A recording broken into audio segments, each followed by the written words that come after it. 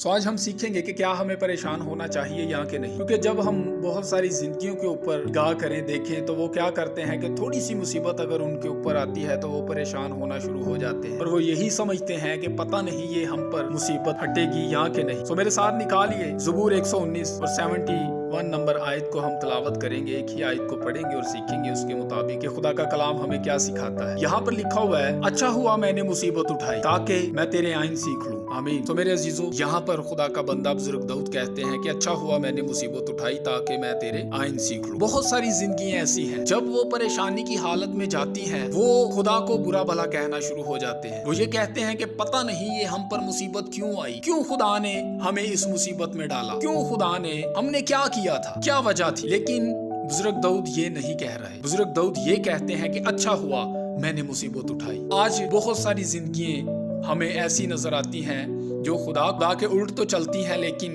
खुदा की मर्जी को नहीं देखती। जब हमारे ऊपर कोई मुसीबत आती है तो यही समझे कि हमें कुछ सिखाने के लिए आई है। हमें खुदा अपने आइन सिखाना चाहता है। जैसा मत्ती की इंजील उसके 5 बाब को जब हम पढ़ते हैं तो वहां पर खुदावंद यीशु मसीह कहते हैं कि अगर कोई मर्द किसी औरत पर बुरी निगाह करे तो वो अपने दिल में उसके साथ जिना कर चुका। तो जब हम किसी औरत को बुरी निगाह से देखकर अपने दिल में बुरे मंसूबे बांधते हैं या बुरे ख्याल लेकर आते हैं, तो अपने दिल में हम क्या कर रहे होते हैं, उसके बरखिलाफ जिना कर रहे होते हैं। तो इसी तरह खुदा का बंदा बुजुर्ग दाऊद यही सिखाना चाहता है कि जब आप किसी पर बुरी निगाह डालोगे या खुदा के किसी आइन को तोड़ोगे, उस आइन को तोड़कर ऐसे अपनी जिंदगी को बसर करना शुरू करोगे तो जरूर आप हलाक ही होगे। आप पर मुसीबत आएगी। जब मुसीबत आएगी उस मुसीबत से कोई छुड़ा नहीं सकेगा। इसलिए बुजुर्ग दाऊद कहते हैं कि अच्छा हुआ मैंने मुसीबत उठाई ताकि तेरे आइन सीख लूं। फिर खुदा अपने आइन सिखाता है। खुदा कहता है कि मेरे आइन सीख लें और इन आइनों को अपने दिल में रख लें। जैसे ज़बूर 119 ही में उसकी 11 नंबर आयत को जब हम पढ़ते हैं, वहां पर लिखा हुआ है, बुजुर्ग दाऊद कहते हैं कि मैंने तेरे कलाम को अपने दिल में रख लिया है ताकि मैं तेरे खिलाफ कोई गुनाह ना करूं। जब खुदा के कलाम को हम अपने दिल में रखेंगे तब हम खुदा के बरखिलाफ कोई गुनाह नहीं करेंगे, कोई गलती या फिर कोई खता नहीं करेंगे। जैसे यशवा को जब हम देखते हैं, बुजुर्ग यशवा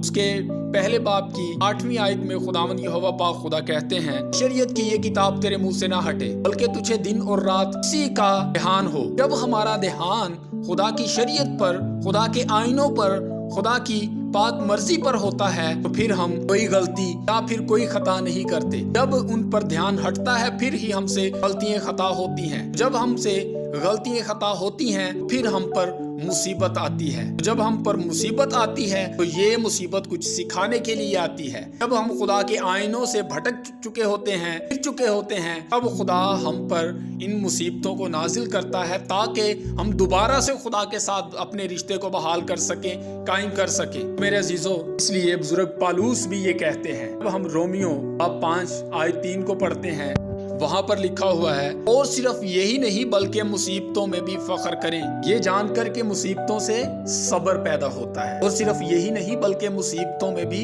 फख्र करें। तो मेरे अजीजों, हमने मुसीबतों में भी फख्र करना है और ये जानकर के मुसीबत से सब्र पैदा होता है। हमारे अंदर से सब्र खत्म हो चुका होता है तो फिर हम क्या करते हैं, हम हर तरह की बुराई को अपने अंदर पैदा कर लेते हैं। और जब हम हर तरह की बुराई को अपने अंदर पैदा कर लेते हैं तो फिर हम पर मुसीबत आती है। तो हमने क्या करना है, मुसीबतों में फख्र करना है। और सिर्फ यही नहीं बल्कि मुसीबतों में भी फख्र करें, इसलिए कि मुसीबत से सब्र पैदा होता है और सब्र से पुख्तगी यानी मजबूत ईमान पैदा होता है और पुख्तगी से उम्मीद हासिल होती है। फिर हमें ये उम्मीद होती है कि ये मुसीबत हम पर से चले जाएगी और उम्मीद से शर्मिंदगी हासिल नहीं होती। फिर खुदा इंसान को शर्मिंदा नहीं रहने देता बल्कि उस मुसीबत को दूर कर देता, खत्म कर देता जब हम मुसीबतों में भी फख्र करना शुरू हो जाते हैं। सो खुदावंद इस कलाम के वसीला से आप सबको बड़ी बरकत दे। तो मेरे अजीजों, आज हमने ये सीखा खुदा के पाक कलाम से कि हमने मुसीबतों में फख्र करना है।